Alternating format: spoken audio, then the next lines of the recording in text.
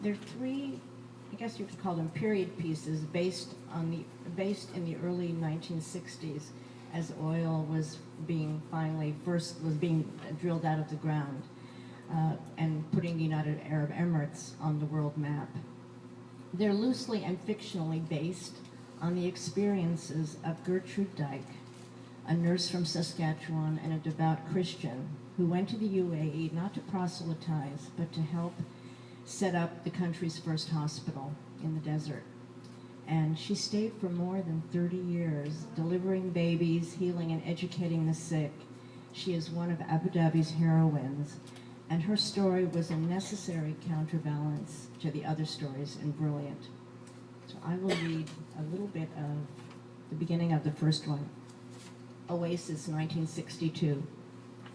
She shakes her head, the black cotton of her shayla whipping back and forth as if caught in a windstorm.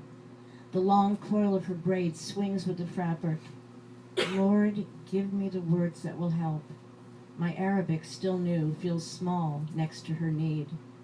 Her boy, the size of a scrawny baby, lies on the sand between us. He's not moving. She grabs my hand, clutches it to her chest. Her face is covered, but I can read everything in that grip. She wants me to change the world, nothing less. I do what I've been taught, place my hands on the child's bony chest, compress once, then again, put my mouth over his blistered lips. His eyes flutter, and the young woman, a girl not more than 15, lets out a cry that carries as much grief as relief. Doctora, doctora! I can't correct her, not when life and death have just collided, but I feel like a sham. I am no doctor. Later, Dr. Kennedy has to hold me. I'm shaking so badly. Happens, he says, and don't worry about being called doctor. Doesn't bother me. And he laughs. Pat laughs like he talks. Short, quick, no time to waste. He and Marion, doctors from the States, look like desert rats already, sun-bleached hair, wind-tough skin, although they've only been here at Oasis Hospital for 2 years. Still, they're old-timers compared to yours truly, fresh off the plane from Dunelm, Saskatchewan.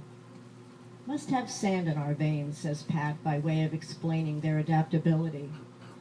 The Bedu call them Kenneth and Marianne. What will they call me? Gertrude, Nurse Dyke? Later, as we set up our cots under the moon, Marianne takes me aside. How are you? She has the softest voice, even when issuing orders to Aslam, their Pakistani houseboy, and our all-around helper. Marian's a true Christian and a mother herself with 4 children. I don't know if Pat told you about our first night here, how we hadn't even unpacked, didn't have our supplies, and in comes a woman fully dilated, ready to go. I delivered her nearly on the spot, an uncomplicated birth, thank you, Lord. And 2 hours later, we had her and her brand new baby boy in the Land Rover on their way home. They named him Mubarak. The blessed, I say. It's one of the first Arabic words I learned. He was our little blessing too, says Marianne, because the women in the villages began coming in after that. They began to trust us. Trust. This is what I need, I tell myself, pulling the sheet over my head. Trust in God, trust that this is where I should be. It's much cooler out on the sand than in the mud brick buildings of the hospital or our prefab residences. And quiet. I am still getting used to the quiet of the desert, so different than the quiet of the prairies. Soon, though, the silence will be broken by Bedu on the move, dressed in clothing that has barely changed since the time of Abraham. They will walk past our cots and bedrolls, pulling their camels, the women chattering away as Salukis yap at their heels. A joyous, clamorous dawn. You practically need a magnifying glass to find the Trucial Oman states on a map of the world. Dad had never heard of the place. Saudi Arabia? You're not going to Saudi Arabia, Gert. I tried to explain that it wasn't Saudi, but an area on the Persian Gulf between Oman and Saudi, a protectorate of Britain. It's becoming something, Dad. After 1,000 years of poverty, they've discovered oil.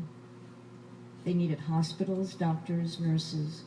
I needed a place to put the gifts God had given me. How could it not feel providential? I read Wilfred Thesiger's book, Arabian Sands, and felt the desert pull me. The Bedouin were people I wanted to meet, brave, friendly, and sturdy. I fashioned my version of a veil, cutting out holes for the eyes to see what it was like to be a woman in that world. I felt anonymous, but free, too. With my family's cautious blessing, I accepted a nursing job at Oasis Hospital in Al Ain, an oasis equidistant from Dubai and Abu Dhabi, about 2 days by camel caravan. Bundled in 2 sweaters, a heavy winter coat, and snow boots, it was, after all, -30 in swift current, I flew to Bahrain last December. From there, it was a twin-propeller flight to Dubai via Doha, then an 8-hour Land Rover ride to Al Ain. Our driver, a local, forded the sand dunes in the 4-wheel drive, or tried to. Clouds of fine sand billowed up as our tires churned, the grain sticking to my face, blowing into my eyes and nostrils and mouth, finding every crevice. We stopped to push the car, and I took off my new sandals. They say, once you get sand between your toes, you can never get it out. A man came in with a snake bite this morning. Snake bites, scorpion stings, these are common, the downside of sleeping under the stars. Pat was in Dubai ordering medical supplies, and Marion was in the middle of a delivery, so it was just me. The man who'd parked his camel behind the hospital was in obvious pain, though he kept smiling, placing his hand over his heart and bowing his head. I gave him the antidote, though he didn't seem to understand that he had to swallow the pill, not rub it on the bite itself. Finally, I held a glass of water to his mouth, and he understood. Pill down, he pointed to himself. Mohammed, he said. Gertrude, I said, pointing to myself. Grapefruit, he said. Gertrude, I repeated, trying not to laugh. Latifa, he said. Gertrude, I said. Doctora, he said, nodding as if this was the final word on my name. When I told Marion later, she nodded too. Latifa means kind and merciful in Arabic. That man must know something, Gertie. And Doctora, well, take that as the sign of deepest respect.